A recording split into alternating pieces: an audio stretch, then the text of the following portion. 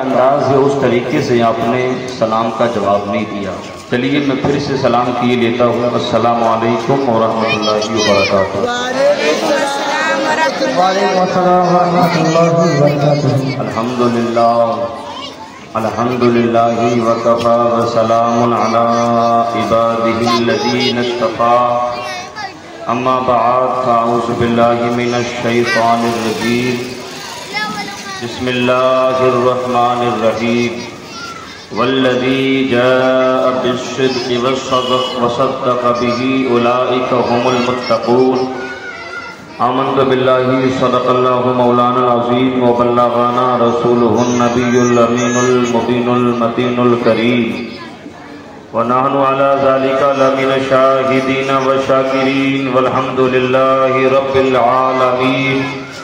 غوث اعظم بمنی بسر و ساما مدد قبلہ دی مدد کعبہ ایمان مدد مگرداب بلا استاد کشتی مدد کن یا معین الدین کشتی. قادری ام نارائی یا غوث اعظم میزنم دمد شیخ احمد رضا خان قطب عالم میزنم. بادۂ توحید کے متوالو شمعِ رسالت کے پروانوں غوث و خواجہ کی ماننے والوں صحابہ و اہل بیت سے محبت کرنے والوں آئیے انتہائی عقیدت و محبت کے ساتھ گنبد خضرا کی جانب لو لگائیں اور پڑھیں میری آواز کے ساتھ آواز ملا کر درود پاک. اللہم صلی علی سیدنا و مولانا محمد مبارک وسلم. صلو علیہ صلاۃ و سلام علیک یا رسول اللہ یا رسول اللہ صلی اللہ تعالی علیہ وسلم. امام عشق و محبت اعلیٰ حضرت علیہ رحمت و رضوان بیان فرماتے ہیں وہ جو نہ تھے تو کچھ نہ تھا. اگر بات سمجھ میں آ رہی ہے محبت سے بولیں سبحان اللہ. وہ جو نہ تھے تو کچھ نہ تھا، وہ جو نہ ہو تو کچھ نہ ہو. جان ہے وہ جہان کی، جان ہے تو جہان ہے. جان ہے وہ جہان کی، جان ہے تو جہان ہے. حضرات محترم، جیسا کہ اللہ رب العزت نے اپنے پاکیزہ کلام کو اپنے نبی اکرم صلی اللہ علیہ وسلم پر نازل فرمایا، وہ مصطفیٰ جن کی ذات بے مثل و بے مثال ہے، وہ آقا جن کا کردار بے مثل و بے مثال ہے، وہ مصطفیٰ جن کی زندگی کو پڑھ کے دیکھیں انسان کو لطف آ جائے، سرور آ جائے، جن کی زندگی کا ایک ایک گوشہ انسان کے لیے مشعل راہ ہوتا ہے. انہی نبی کے ماننے والے، انہی نبی کی زندگی کے موقع پر، اسی نبی کی ظاہری زندگی میں ان پر ایمان لانے والے، ان کی معیت میں زندگی گزارنے والے، ان پر کلمہ پڑھنے والوں کو صحابہ اکرام کہا جاتا ہے. صحابہ اکرام کی وہ مبارک جماعت ہے، وہ مبارک قبیلہ ہے، وہ مبارک جماعت ہے جس کے بارے میں مصطفیٰ ارشاد فرماتے ہیں کہ میرے صحابہ ستاروں کی مانند ہے، تم جس کی چاہو اقتدا کر لو، جس کی چاہو پیروی کر لو، ہدایت پا جاؤ گے. انہی صحابہ اکرام میں سے میں ایسی ذات کا تذکرہ کرنے جا رہا ہوں، ایسی شخصیت کا ذکر کرنے جا رہا ہوں جو افضل البشر بعد الانبیاء بالتحقیق ہے، جن کا نام سیدنا ابو بکر صدیق رضی اللہ تعالی عنہ ہے.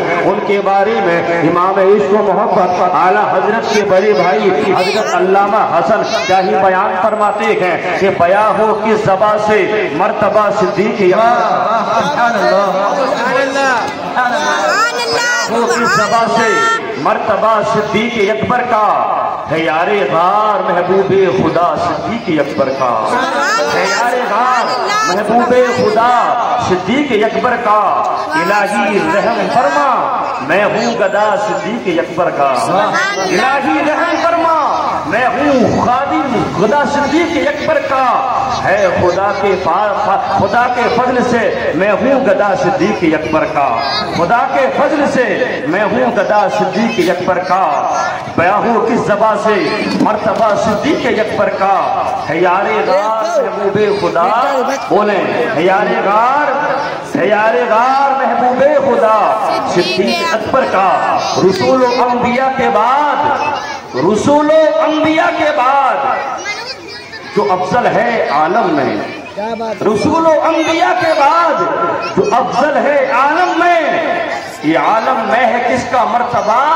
صدیق اکبر کا ہے. عالم میں یہ کس کا مرتبہ؟ کا صدیق اکبر کا، اور سنتے جائیں ہوئے فاروق عثمان و علی جب داخل بیعت، ہوئے فاروق عثمان و علی جب داخل بیعت، بنا فخر سلاسل مرتبہ صدیق اکبر کا، بنا فخر سلاسل سلسلہ صدیق اکبر کا۔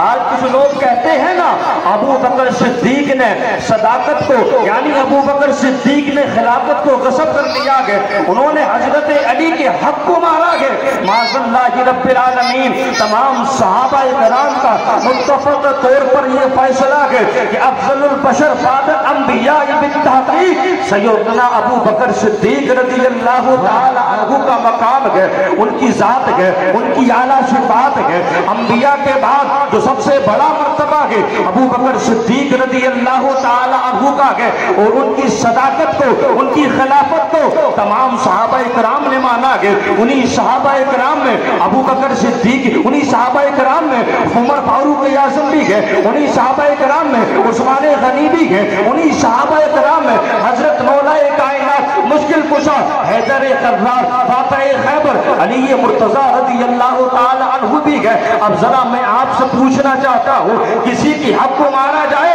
کیا وہ اس کی خیبیت کو، اس کی خلافت کو تسلیم کر سکتا ہے؟ اس کے آگے اپنے سر کو جھکا سکتا ہے؟ اس کی بات کو مان سکتا ہے؟ ہرگز نہیں مان سکتا ہے۔ پھر ان کا مقام دیکھے جو فاتح خیبر ہے، ان کی شان دیکھے جنہوں نے باب خیبر کو اپنے دروازوں، اپنے ہاتھوں پر اکھاڑ لیا ہے، وہ پھر بھلا کیسے ان کی بیعت کر سکتے ہیں؟ جنہوں نے کسی کی حق کو مار لیا ہو، جنہوں نے کسی کی خلافت کی حق کو مار لیا ہو، تو بتانا یہ چاہتا ہوں، زمانے والوں کو یہ پیغام دینا چاہتا ہوں کہ صحابہ کا بھی وہی عقیدہ ہے جو آج ہم اہل سنت والجماعت کا ہے۔ ہم بھی یہی کہتے ہیں افضل البشر بعد الانبیاء بالتحقیق سیدنا ابو بکر صدیق، اور یہی عقیدہ صحابہ کرام کا بھی ہے۔ سبحان اللہ، سبحان اللہ۔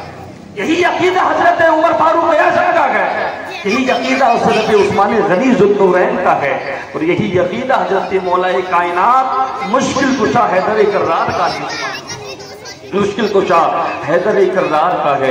اللہ اکبر، کیا شان ہے ابو بکر صدیق کی، کیا مقام ہے ابو بکر صدیق کا۔ آپ ان کی زندگی کو پڑھیں۔ لوگوں نے مصطفیٰ پر جب ایمان لائے تو ان سے معجزات کو مانگا، ان سے جو معجزات کو مانگا، آپ اللہ کے نبی ہیں تو کوئی معجزہ دکھائیے، کوئی ایسی بات دکھائیے جس کو ہم دیکھ کر ایمان لائیں۔ لیکن قربان جاؤ ابو بکر صدیق کی صداقت پر، آپ نے جب مصطفیٰ نے آپ سے کہا اے یار، اے ابو بکر صدیق ایمان لے آؤ، کلمہ پڑھ لو، کوئی توقف نہیں کیا، کوئی سوچ و وچار نہیں کیا، کوئی معجزہ نہیں مانگا۔ جب مصطفیٰ نے کہہ دیا فوراً کلمہ پڑھ کے مسلمان ہو جاتے ہیں۔ ابو بکر صدیق رضی اللہ تعالیٰ عنہ ہے جو نبی پر سب سے پہلے ایمان لانے والے ہیں۔ مصطفیٰ پر سب سے پہلے ایمان لانے والی ذات کا نام ابو بکر صدیق ہے رضی اللہ تعالیٰ عنہ، اور ان کو یہ شرف حاصل ہے، یہ فضیلت حاصل ہے کہ ان کے والد بھی صحابی ہیں، ان کے والد بھی صحابی ہیں، ان کے بیٹے بھی صحابی ہیں، ان کی بیٹیاں بھی صحابیہ ہیں، اور قربان جاؤ ان کے پوتے بھی صحابی ہیں۔ سبحان اللہ، پوتے بھی صحابی ہیں۔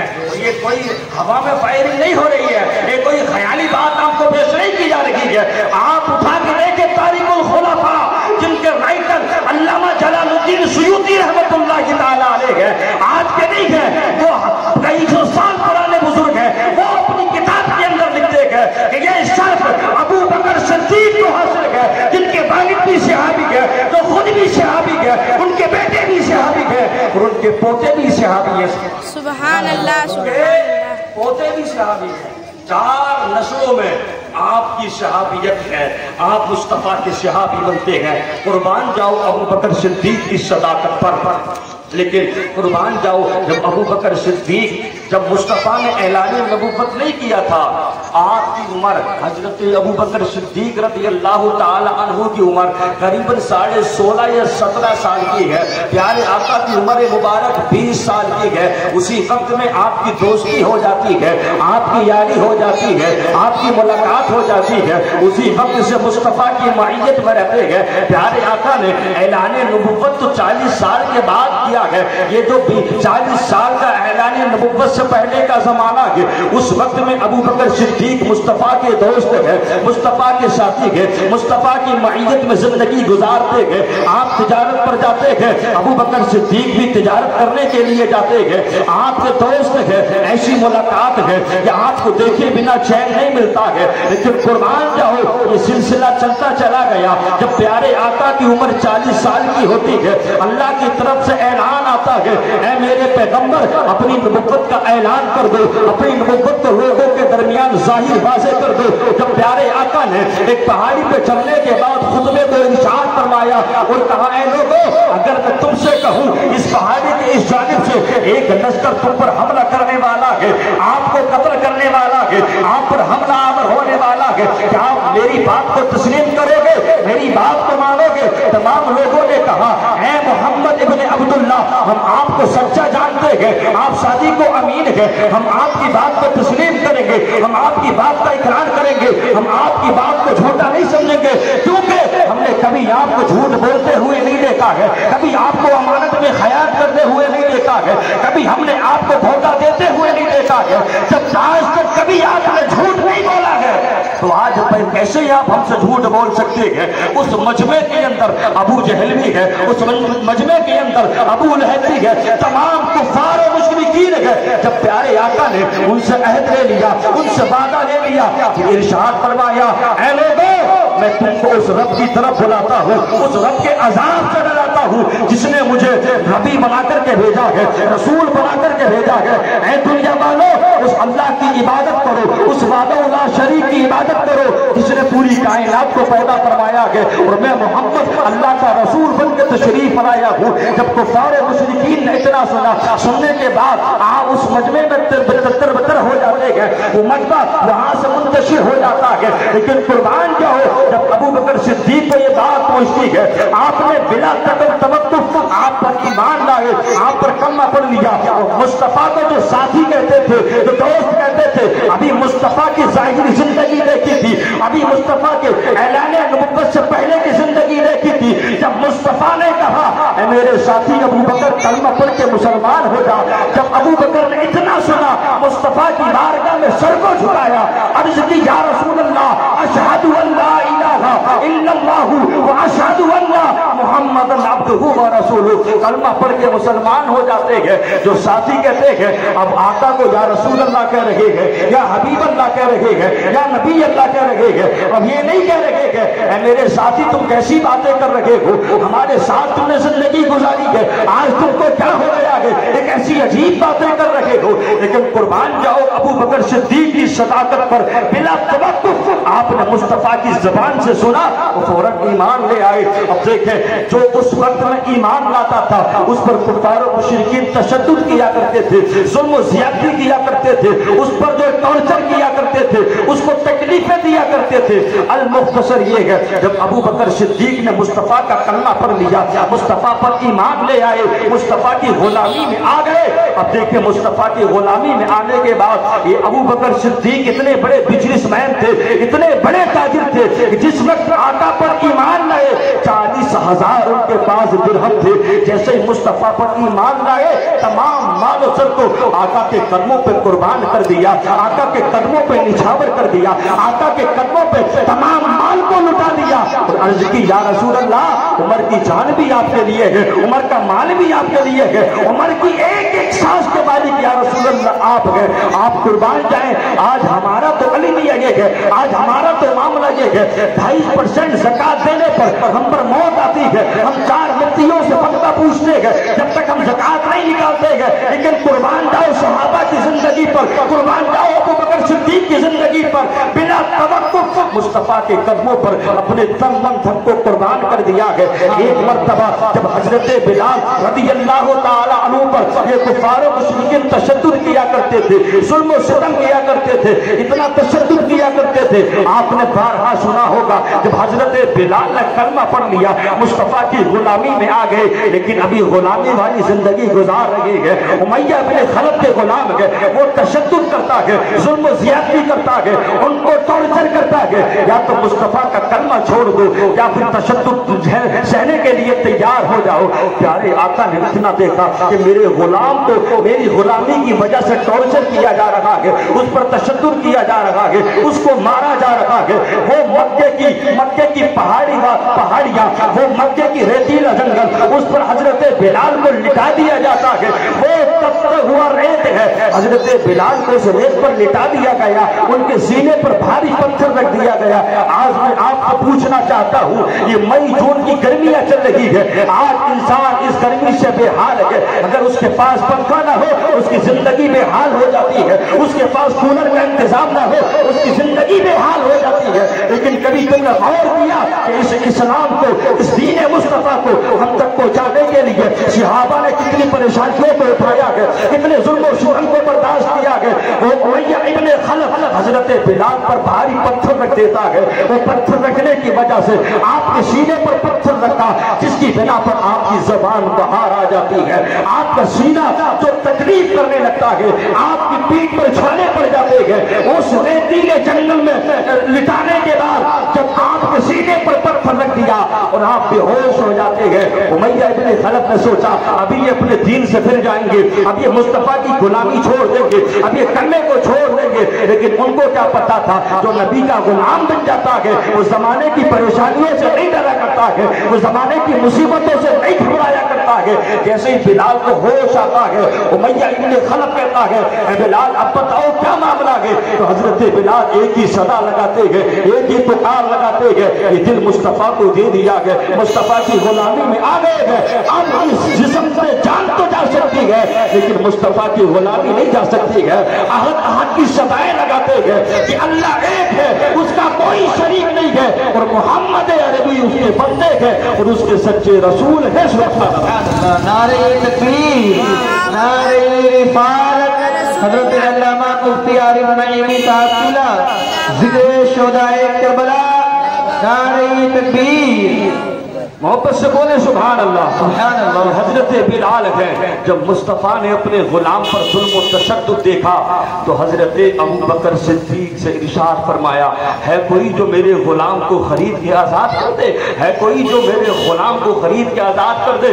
اللہ اکبر۔ یہ ابو بکر صدیق کھڑے ہوتے ہیں، عرض کرتے ہیں یا رسول اللہ یہ آپ کا غلام حاضر ہے، آپ کا ساتھی حاضر ہے۔ وہ جاتے ہیں ابو بکر صدیق رضی اللہ تعالی عنہ، کوئی مطلب نہیں ہے، کوئی یاری نہیں ہے، کوئی دوستی حضرت بلال سے نہیں ہے، کوئی رشتہ داری بلال سے نہیں ہے، لیکن جاتے ہیں ابو بکر صدیق حضرت بلال کے پاس اور بات کرتے ہیں امیہ ابن خلف سے، کہتے ہیں اے امیہ ابن خلف بتا تو اس غلام کو بیچنا چاہتا ہے، اس غلام پر تو ظلم و تشدد تو کر رکھا ہے، اس غلام کو بیچنا چاہتا ہے۔ وہ امیہ ابن خلف کہتا ہے یہ تو حبشی غلام ہے، اس کی قیمت کون لگائے گا، اس کو کون خریدے گا، یہ تو کوئی قیمت کا غلام نہیں ہے۔ حضرت ابو بکر صدیق نے کہا ابھی تجھ کو معلوم نہیں ہے جو آقا کا غلام ہوتا ہے اس کی دنیا بھی کامیاب ہو جاتی ہے، اس کی آخرت بھی کامیاب ہو جاتی ہے۔ وہ کسی کہنے والے نے کہا گیا کہ جب تک بکے نہ تھے کوئی پوچھتا نہ تھا یا رسول اللہ تم نے ہمیں خرید کے انمول کر دیا۔ یہ مصطفیٰ کی غلامی ہے جو آج زمانے میں ہم چمکتے نظر آتے ہیں اور انشاءاللہ کل قیامت کے دن بھی ہم مصطفیٰ کی معیت میں مصطفیٰ کے ساتھ جنت میں جائیں گے۔ سبحان اللہ۔ اب حضرت ابو بکر صدیق ہیں، امیہ ابن خلف سے بات ہو رہی ہے، امیہ ابن خلف سوچتا ہے اس غلام کو کون خریدے گا، بھاری رقم بتاتا ہے کہ آپ خریدنا چاہتے ہیں تو اس کی رقم یہ میں لگاتا ہوں۔ روایتوں میں آتا ہے کہ 10,000 درہم اس نے رقم لگائی، یہ غالباً مختلف روایتیں ہیں۔ حضرت ابو بکر صدیق نے کہا کہ تو نے مصطفیٰ کے غلام کی بہت کم قیمت لگائی ہے۔ حضرت ابو بکر صدیق نے اس بھاری قیمت کو دینے کے بعد حضرت بلال کو خرید لیا، حضرت بلال کو اس کی غلامی سے آزاد کرا لیا۔ اللہ اکبر۔ اب امیہ ابن خلف حیران ہو جاتا ہے، یہ کوڑیوں کا غلام ہے، اس کو کوئی خریدنے والا نہیں تھا، یہ کیا ہوا؟ اتنے بڑے بزنس مین، اتنے بڑے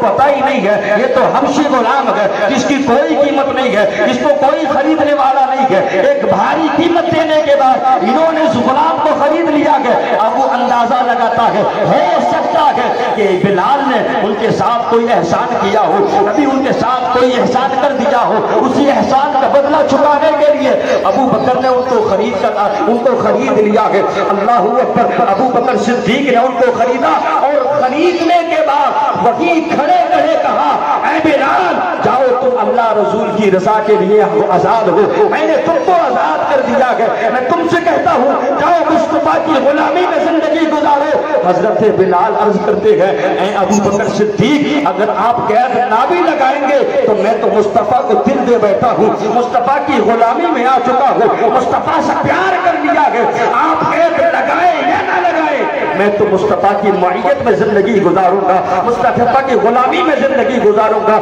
یہ ہے ابو بکر صدیق جنہوں نے بغیر توقف کے، بغیر کسی رشتہ داری کے، بغیر کسی احسان کے ابو بکر صدیق نے حضرت بلال کو خرید لیا اور خریدنے کے بعد وہیں پر آزاد کر دیا۔ سبحان اللہ، جب مصطفیٰ کے غلام کو آزاد کیا مصطفیٰ خوش ہوتے ہیں۔ اے حضرت ابو بکر صدیق سنو، جتنا تمہارے مال نے مجھ کو فائدہ پہنچایا ہے اتنا کسی کے مال نے مجھ کو فائدہ نہیں پہنچایا ہے۔ یہ ابو بکر صدیق کی ذات ہے، یہ ان کا مقام و مرتبہ ہے، یہ ان کی شخصیت ہے۔ اب قربان جاؤ یہ ابو بکر صدیق ہے۔ آپ سمجھتے ہیں ان کا صدیق لقب کیسے پڑا؟ ان کا نام تو عبداللہ ہے، یہ غالباً کچھ اور نام ہے لیکن ان کا نام ابو بکر صدیق پڑ گیا۔ ان کا عتیق بھی کہتے ہیں، ابو بکر صدیق بھی کہتے ہیں، یعنی سب سے بڑا سچ بولنے والا، سب سے پہلے سچ کو تسلیم کرنے والا۔ یہ نام آپ کا کیسے پڑتا ہے؟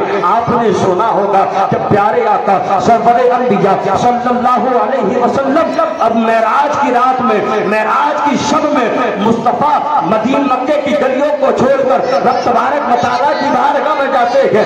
رات کے تھوڑے سے حصے میں آقا نے مسجد حرام سے مسجد اقصی تک کی سیر کر لی اور وہاں سے پہلے آسمان سے دوسرے تیسرے چوتھے آسمان یہاں تک کہ ساتوں آسمان کا سفر کر لیا۔ سدرۃ المنتہا پر پہنچ گئے آقا، وہاں سے جب آپ کے سفر شروع ہوا ہوتا ہے لا مکہ پر پہنچ جاتے ہیں مصطفیٰ۔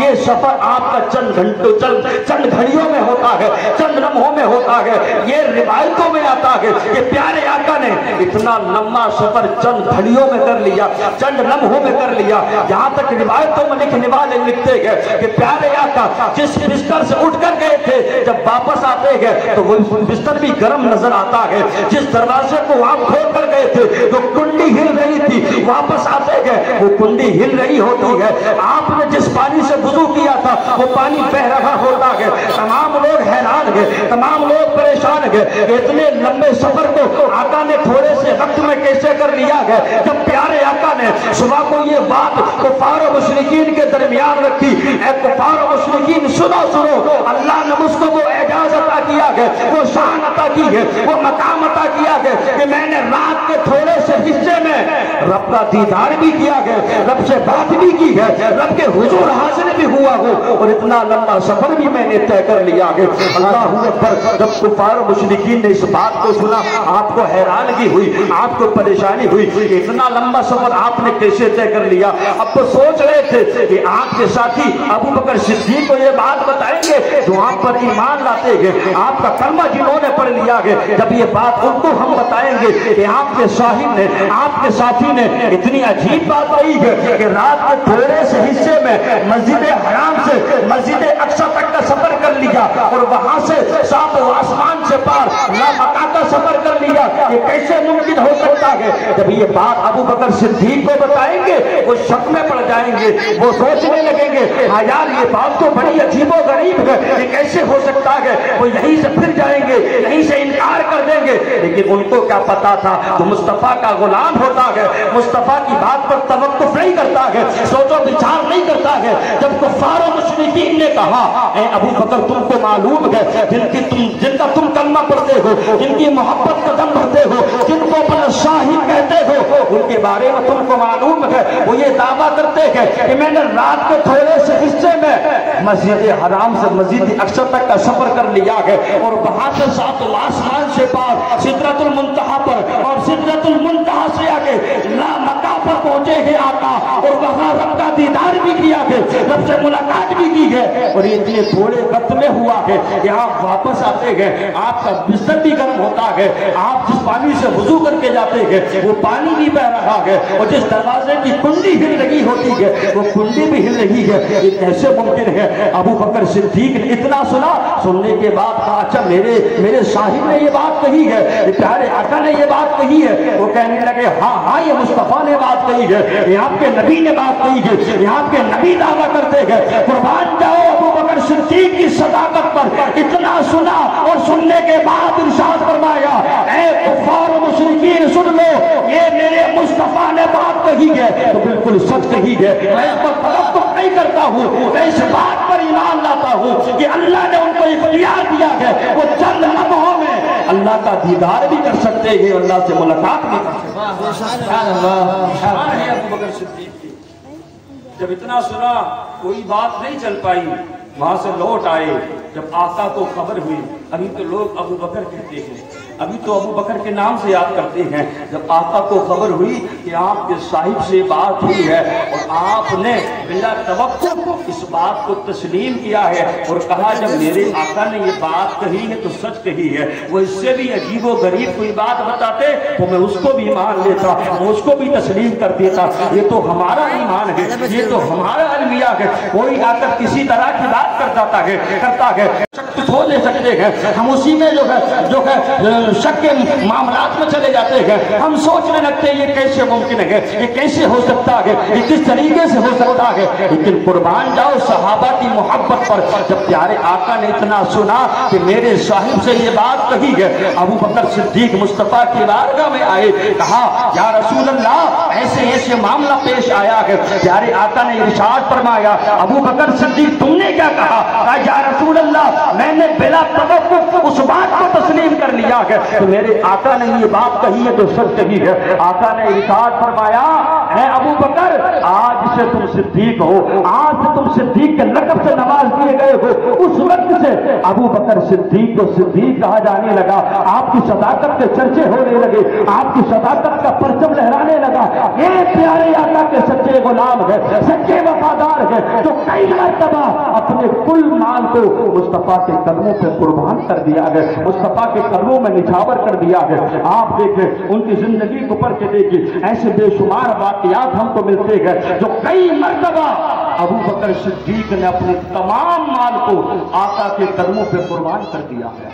एक मरतबा जंग तबूक का मौका है, आका ने इरशाद फरमाया मुसलमानों के माली हालात कमजोर है। इरशाद फरमाया ऐ मुसलमानों माल जमा करो, जंग की तैयारियां करनी है, कुछ मामला है उसकी तैयारियां करनी है। अल्लाह अकबर। तमाम सहाबा अपने अपने माल को आका की बारगाह में लाते हैं। अब हजरत उमर की मोहब्बत देखें, हजरत उमर का प्यार देखें। हजरत उमर दिल ही दिल में खुश हो रहे हैं कि आज इस वक्त मेरे माली हालात अच्छे हैं, मेरे पास माल ज़र ज्यादा है, आज मैं अबू बकर सिद्दीक से माल में आगे बढ़ जाऊंगा, आज मैं सदका करने में उनसे आगे बढ़ जाऊंगा, उनसे सबकत ले जाऊंगा। ये उनका ईमान था जो नेकी करने में एक दूसरे से आगे बढ़ने की कोशिश किया करते थे, आगे बढ़ने की जो है सबकत किया करते थे, आगे बढ़ने की फिक्र में रहा करते थे। अबू बकर सिद्दीक में जाते हैं, अपने घर जाते हैं, उस वक्त में अबू बकर सिद्दीक के माली हालात कमजोर है, कुछ नहीं है, लेकिन ईमानी जज्बा है, ईमानी मोहब्बत है, नबी की गुलामी तो बरकरार है। हजरत उमर भी घर जाते हैं, अपने तमाम माल को इकट्ठा करते हैं, तमाम माल को जमा करते हैं, उस माल के दो हिस्से बनाते हैं, एक हिस्सा घर वालों के लिए छोड़ देते हैं, एक हिस्से को लेने के बाद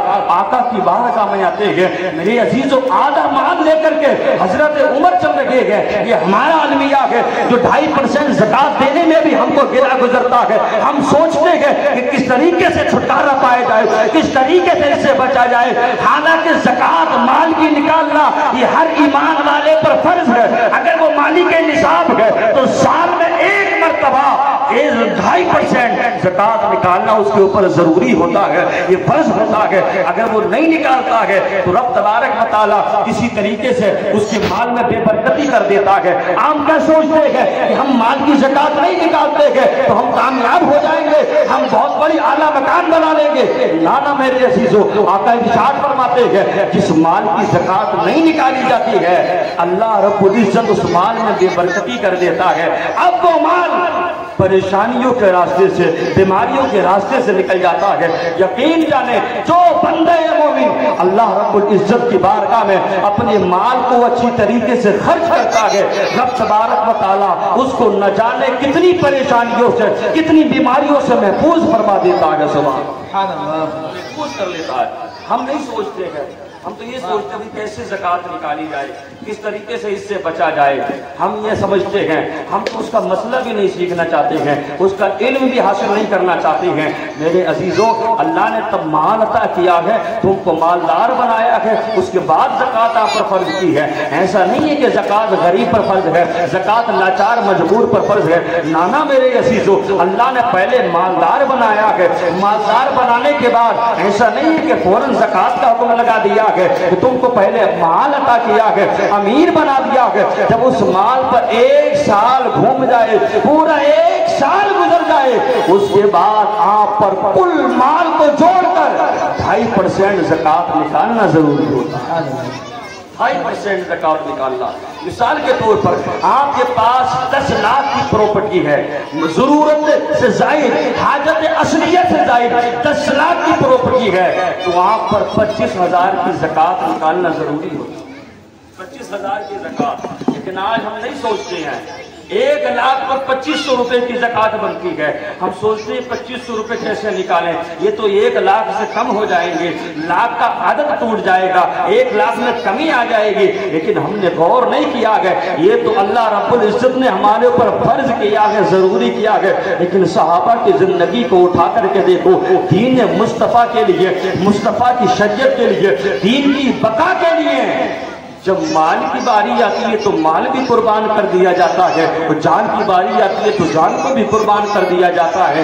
یہ حضرت عمر فاروق اعظم ہے، کل مال میں سے آدھا مال 50% لے کر آقا کی بارگاہ میں حاضر ہوتے ہیں، اور یہ خوش ہو رہے ہیں آج میں ابو بکر صدیق سے نیکی میں بڑھ جاؤں گا، ان سے نیکی میں سبقت لے جاؤں گا، صدقے میں آگے بڑھ جاؤں گا۔ اللہ اکبر، یہ عمر دل ہی دل میں خوش ہو رہے ہیں۔ لیکن قربان جاؤ نبی صاحب ابو بکر صدیق پر، وہ گھر جاتے ہیں، گھر میں جو کچھ بھی ہے کپڑا بچھاتے ہیں، یہاں تک کہ روایتوں میں آتا ہے جو گھر میں جس چولہے پر توا رکھا جاتا ہے، جس توے پر روٹی پکائی جاتی ہے، اس توے کو بھی اٹھاتے ہیں، تمام لباس کو اٹھاتے ہیں، آپ کے جسم پر جو کرتا ہوتا ہے اس کو بھی اتارتے ہیں، اور ایک کانچ کا موٹا سا لٹھا اس کو اپنے زیب کم کرتے ہیں، اور اس کرتے کو اتارنے کے بعد اس کو بھی جمع کرتے ہیں۔ تمام مال کو لینے کے بعد آقا کی بارگاہ میں چل رہے ہیں۔ ادھر عمر فاروق اعظم نے آدھے مال کو آقا کی بارگاہ میں پیش کر دیا۔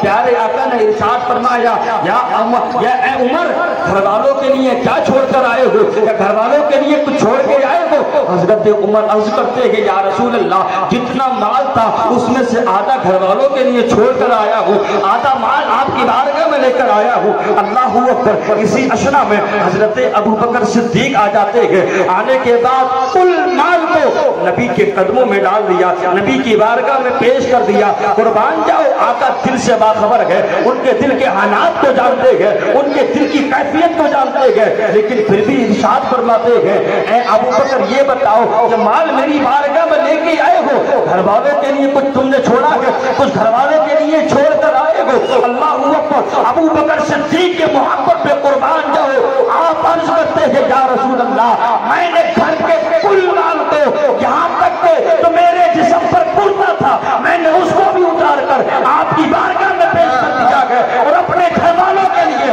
ایک چیز چھوڑ کر آیا ہوں، میں اللہ رسول کی محبت۔ نعرہ تکبیر، نعرہ رسالت، حضرت علامہ مفتی عارف نعیمی صاحب قبلہ، نعرہ تکبیر۔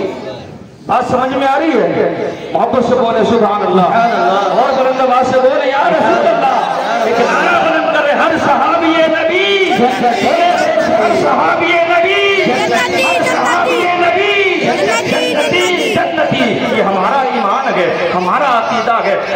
بکر صدیق آقا کی بارگاہ میں ہے، کل مال پیش کر دیا. بظاہر آپ کا مال حضرت عمر کے مال سے کم ہے، لیکن آپ کی عقیدت ہے، آپ کی محبت ہے کہ آپ نے کل مال آقا کے قدموں میں نچھاور کر دیا. آقا نے ارشاد فرمایا عمر گھر والوں کے لیے کچھ چھوڑ کر آئے ہو. ابو بکر صدیق گھر والوں کے لیے کچھ چھوڑ کر آئے ہو. ابو بکر صدیق نے عرض کی یا رسول اللہ، اللہ اور رسول کو گھر والوں کے لیے چھوڑ کر آیا ہوں. اللہ رسول ان کے لیے کافی ہے، یہ مال کی ضرورت دین اسلام کے لیے زیادہ ہے. میں نے سارے مال کو آپ کے قدموں پہ قربان کر دیا ہے. تبھی تو پیارے آقا نے ارشاد فرمایا جتنا فائدہ میں نے ابو بکر کے مال سے اٹھایا گیا اتنا فائدہ کسی کے مال نے مجھ کو نہیں دیا گیا. تبھی تو مصطفیٰ ارشاد فرماتے ہیں ہر غلام کے حق کو میں نے دنیا میں ادا کر دیا گیا، لیکن ابو بکر صدیق میں نے تمہارے حق کو ادا نہیں کیا گیا. تمہارا حق قیامت کے دن اللہ رب العزت عطا فرمائے گا. آپ کے احسان کا بدلہ اللہ کل قیامت کے دن تم کو عطا فرمائے گا. سبحان اللہ. ابو بکر صدیق کی شان ہے، ان کا مقام ہے. آج لوگ گھٹانے میں لگے ہوئے ہیں، جس کو نبی بڑھا دیں اس کو کون گھٹا سکتا ہے. فانوس بن کے جس کی حفاظت ہوا کرے وہ شمع کا بجھے جسے روشن خدا کرے. جس کو خدا روشن کر دے اسے کوئی نہیں بجھا سکتا ہے، اسے کوئی نہیں مٹا سکتا ہے. یہ ابو بکر صدیق رضی اللہ تعالی عنہ ہے. یہ انہوں نے کل مال کو آقا کے قدموں پہ قربان کر دیا.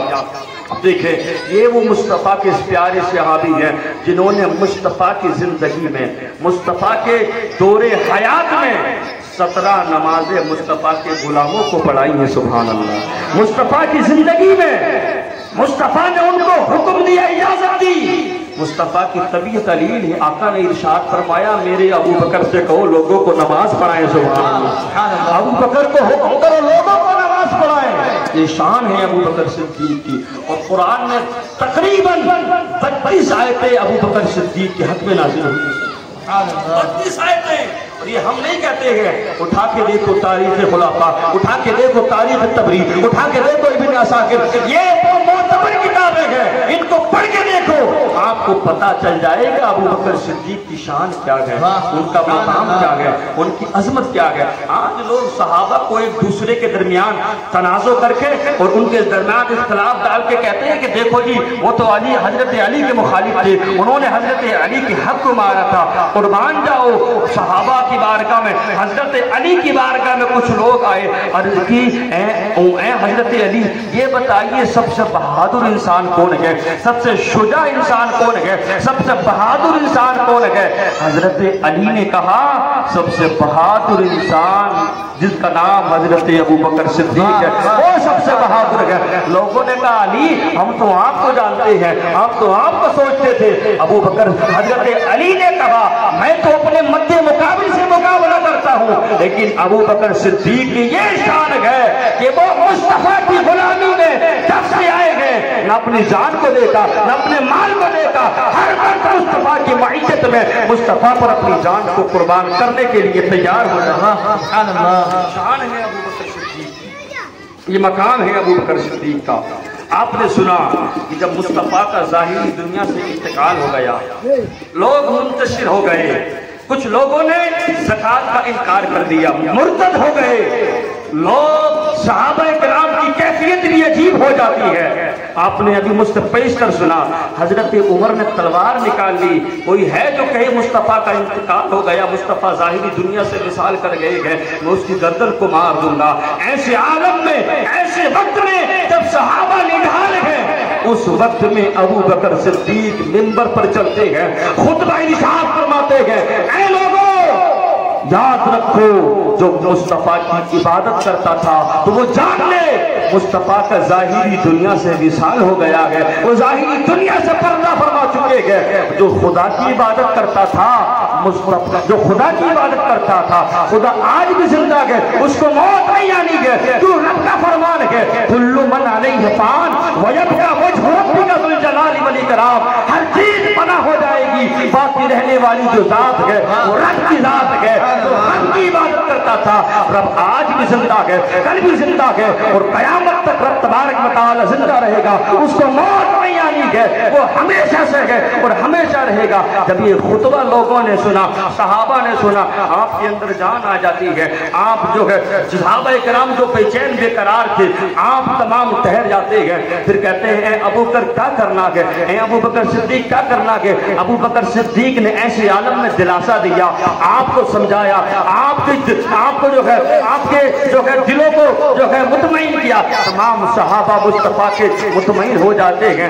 اب وہی معاملہ درپیش آتا ہے۔ حضرت ابو بکر صدیق کو تمام صحابہ نے اپنا خلیفہ مقرر کر لیا۔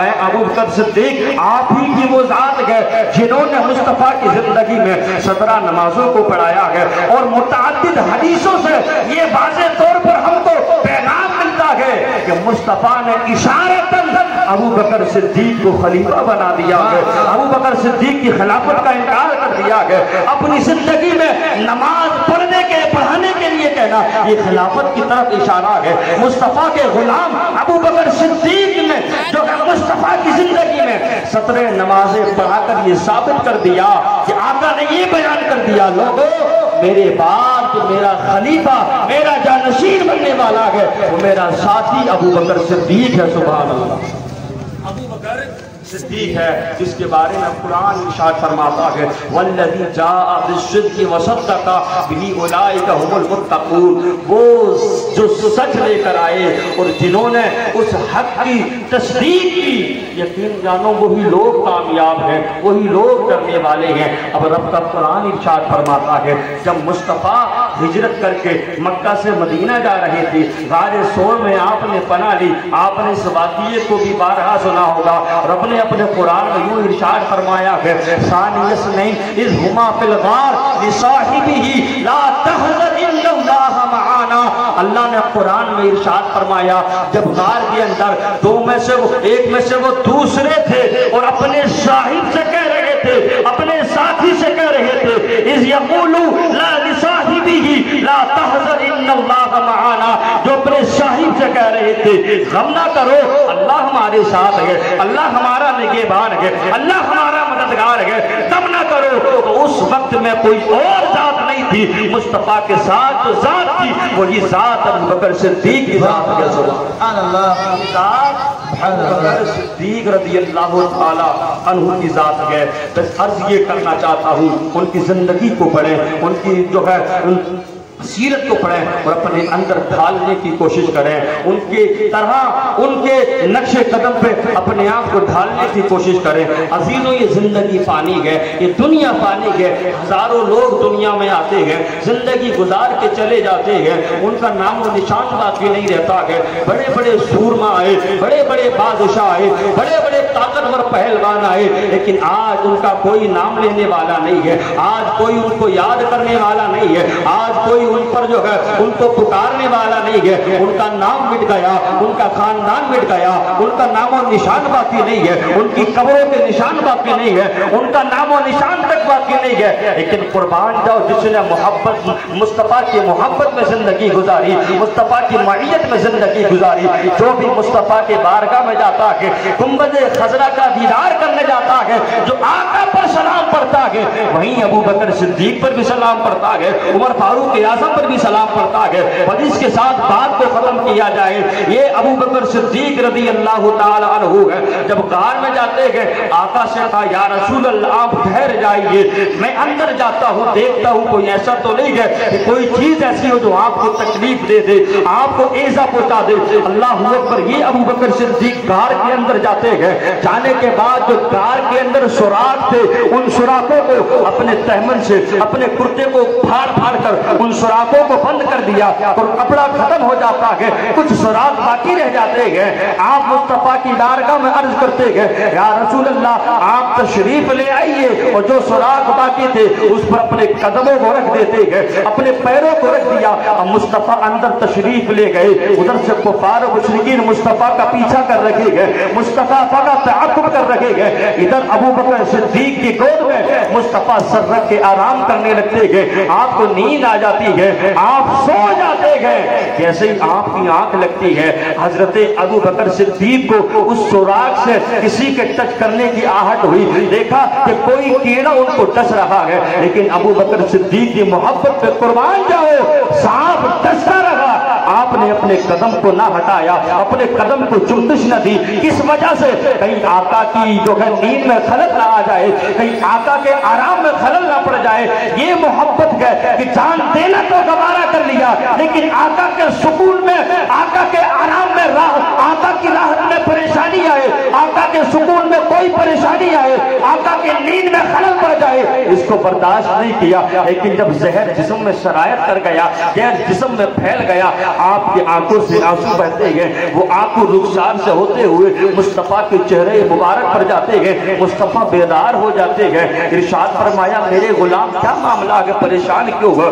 عرض کی ایسے نہیں جو آج کا معاملہ ہوتا ہے، کوئی پریشانی آ جائے اور کسی کے جو ہے ہم خدمت میں ہو، کسی کی بارگاہ میں ہو، کوئی پریشانی آ جائے، وہ کہے کیا ہو گیا، تو ہم تڑک کے کہیں گے آپ کو معلوم نہیں ہے یا بات جان پہ بنائی ہے، مجھ کو فلاں جانور نے کاٹ لیا ہے، فلاں کیڑے نے کاٹ لیا ہے، اور آپ پوچھ رہے گے۔ لیکن قربان جاؤ ابو بکر صدیق کی ادب پر، قربان جاؤ ابو بکر صدیق کی محبت پر۔ آقا نے ارشاد فرمایا میرے ساتھی کیا ہو گیا، کیا معاملہ ہے؟ تو ڈائریکٹ یہ نہیں کہ یا رسول اللہ مجھ کو سانپ نے کاٹ لیا ہے، مجھ کو کیڑے نے کاٹ لیا، یہ نہیں فرمایا، بلکہ عرض کرتے ہیں یا رسول اللہ فداک ابی و امی، یا رسول اللہ میرے ماں باپ آپ کے قدموں پہ قربان ہو جائے، یا رسول اللہ آپ کے اس ساتھی کو ایک سانپ نے کاٹ لیا ہے، ایک سانپ نے ڈس لیا ہے، جس کے زہر کی وجہ سے جسم میں جو ہے بے چینی ہو گئی ہے، بے قراری ہو گئی ہے۔ آقا نے اتنا سنا، اپنا لعاب دہن نکالا، اپنا لعاب دہن مصطفیٰ نے نکالا اور ابو بکر کی ایڑی پر لگا دیا۔ ابو بکر صدیق کہتے ہیں جیسے مصطفیٰ نے اپنا لعاب دہن لگایا، قسم رب کعبہ کی ایسا محسوس ہوتا تھا کہ درد بالکل ہے ہی نہیں۔ سبحان اللہ، مصطفیٰ ہماری طرح ہے، مصطفیٰ ہماری طرح ہے، مصطفیٰ کی شان کا یہ عالم ہے، مصطفیٰ کے لعاب دہن کا یہ عالم ہے۔ سانپ کے کاٹے پر مصطفیٰ لعاب دہن لگا دیں فوراً مرض ٹھیک ہو جائے، مصطفیٰ کھاری کنویں میں تھوک دیں وہ کھاری کنواں ہمیشہ کے لیے میٹھا ہو جائے، اور یہ بدبخت ایک پیالے میں تھوک دے کوئی پانی پینے کو تیار نہ ہوگا، کوئی پاس بیٹھنے کو تیار نہ ہوگا، اور مقابلہ کرتے ہیں مصطفیٰ سے، مقابلہ کرتے ہیں میرے پیارے آقا سے کہ ہم تو مصطفیٰ کی طرح ہیں، ہم تو مصطفیٰ کی طرح کھاتے ہیں، مصطفیٰ کی طرح پیتے ہیں۔ بات کو ادھر نہیں لے کر کے جانا چاہتا، میں عرض کر رہا تھا یہ ابو بکر صدیق رضی اللہ تعالیٰ عنہ ہے، وہاں سے ہجرت کے مدینہ پہنچ گئے۔ اب جب حضرت ابو بکر صدیق کی خلافت کا دور آتا ہے، آپ خلیفہ بن جاتے ہیں، 2 سال 6 ماہ اور کچھ دن آپ کی خلافت رہتی ہے، اور 22 جمادی الاخری، کتنے؟ 22 جمادی الاخری 13 ہجری کو اسی سانپ کے کاٹے کے زہر کی بنا پر آپ کا انتقال پرملال ہو جاتا ہے۔ 22 جمادی الاخری 13 ہجری کو 63 سال کی عمر میں، جتنی عمر مصطفیٰ نے ظاہری زندگی میں پائی اتنی عمر ابو بکر صدیق رضی اللہ تعالیٰ عنہ کی ہوتی ہے۔ 63 سال کی عمر میں حضرت ابو بکر صدیق کا انتقال پرملال ہوتا ہے، اس دنیا کو الوداع کہہ کر کے چلے جاتے ہیں۔ صحابہ اکرام میں بے چینی بے قراری ہو جاتی ہے، لیکن یاد رکھو ایک وقت بھی، ایک لمحہ بھی مصطفیٰ کی محبت سے پیچھے نہ ہٹے ہیں، مصطفیٰ کی معیت سے پیچھے نہ ہٹے گئے۔ بڑے بڑے ظلم و تشدد برداشت کیے، بڑے بڑے کفار و مشرکین کے حملوں کو برداشت کیا، لیکن ذرہ برابر بھی ایمان میں کمی آ جائے، ذرہ برابر بھی مصطفیٰ کی محبت میں کمی آ جائے، یہ برداشت نہیں کیا۔ یہ ابو بکر صدیق اتنا ظلم و ستم پر کیا گیا، ایک مرتبہ انہوں نے ارادہ کر لیا کہ لاؤ مکے کو چھوڑ دیا جائے، یہاں کے لوگوں نے بڑا ستایا ہے، بڑا ظلم کیا گیا، یہ مکے کو چھوڑ کر جانے کا ارادہ کرتے گئے۔ تو جیسے ہی جانا چاہتے ہیں نبی کی محبت یاد آ جاتی ہے، آقا کا پیار یاد آ جاتا ہے، اور کس وجہ سے ان کو ستایا جاتا تھا، کس وجہ سے ان کو تشدد کیا جاتا تھا، اس وجہ سے کہ یہ مصطفیٰ کا قرآن پڑھا کرتے ہیں، یہ رب کا کلام جو مصطفیٰ پر نازل ہوا ہے اس کلام کی بلند آواز سے تلاوت کیا کرتے ہیں، زور زور سے پڑھا کرتے ہیں، جس کو ہمارے جو ہے جوان سنتے ہیں اور ان پر فریبتہ ہو جاتے ہیں، ان کی جو ہے محبت میں آ جاتے ہیں اور کلمہ پڑھ کے مسلمان ہو جاتے ہیں۔ آج تو ہم نے قرآن کو پڑھنا چھوڑ دیا، قرآن کی تلاوت کو کرنا چھوڑ دیا گیا۔ آج تو ہم نے یہ مبارک مہینے بھی صرف رسم و رواج کے لیے رکھے ہیں کہ اس میں نوحے کر، کچھ قوم ایسی ہیں، کچھ لوگ ایسے ہیں جو اس مبارک مہینوں میں نوحے کرتے ہیں اور اس طریقے سے قوم کو پیغام دینا چاہتے ہیں کہ امام حسین تو ماشاءاللہ بڑے مجبور تھے، بڑے بے سہارا تھے، بڑے لاچار و مجبور تھے، ان کو یہ پتہ نہیں ہے وہ علی کا لاڈلا فاتح خیبر کا بیٹا ہے، وہ اس مصطفیٰ کا نواسا ہے کہ باطل کے آگے سر تو کٹا سکتے ہیں لیکن شریعت مصطفیٰ پر آتا اس کو برداشت نہیں کر سکتے ہیں، اس پر ذرہ برابر بھی سودا نہیں کر سکتے ہیں۔ یہی ہے وہ مصطفیٰ کے گھرانے والے جو اپنی جان تو دے دیتے ہیں لیکن نبی کے دین پر سودا نہیں کیا کرتے ہیں۔ تو ایک ہی ہے واقعہ کربلا، یہ اللہ کی طرف سے امتحان تھا، ایک آزمائش تھی کہ اس آزمائش میں حضرت امام حسین مکمل کامیاب ہو جاتے ہیں، مکمل سرخرو ہو جاتے ہیں، لیکن آج بھی امام حسین کے چاہنے والے، ان کے ماننے والے دنیا میں پائے جاتے ہیں۔ آج کوئی یزید کا نام لینے والا نہیں ہے، اس کو پکارنے والا نہیں ہے، کیوں کہ وہ مصطفیٰ کے نواسی سے مقابلے میں آیا تھا، اس حق کے مقابلے میں آیا تھا جس کے بارے میں آقا ارشاد فرماتے ہیں میرے حسن و حسین جنتی جوانوں کے سردار ہیں۔ عزیزو اگر جنت چاہیے، مصطفیٰ کی جنت میں جانا چاہتے ہو تو امام حسین کے نقش قدم پہ چلنا ہوگا، ان کی زندگی کو پڑھنا ہوگا، ان کی معیت میں آنے کے بعد ان سے محبت بھی کرنی ہوگی اور ان کے نقش قدم پہ بھی چلنا ہوگا۔ اللہ کی بارگاہ میں دعا کرتے ہیں رب قدیر ہم سبھی کو کہنے سننے سے زیادہ ان باتوں پہ عمل کرنے کی توفیق عطا فرمائے۔ رب تبارک و تعالیٰ کی بارگاہ میں دعا ہے ہمارے بیٹھنے کو، ہمارے بولنے کو، آپ کے سننے کو اپنی بارگاہ میں قبول فرمائے اور اس محفل کے بہتر سے بہتر نتائج ہم سبوں کی زندگی میں عطا فرمائے۔ اللہ رب العزت میرے کہنے میں، آپ کے سننے میں جو غلطی باتیں ہو گئی ہو اس کو معاف فرمائے۔ پورا مجمع کلمہ طیبہ پڑھ لیں، لا الہ الا اللہ محمد الرسول اللہ وما علینا الا البلاغ۔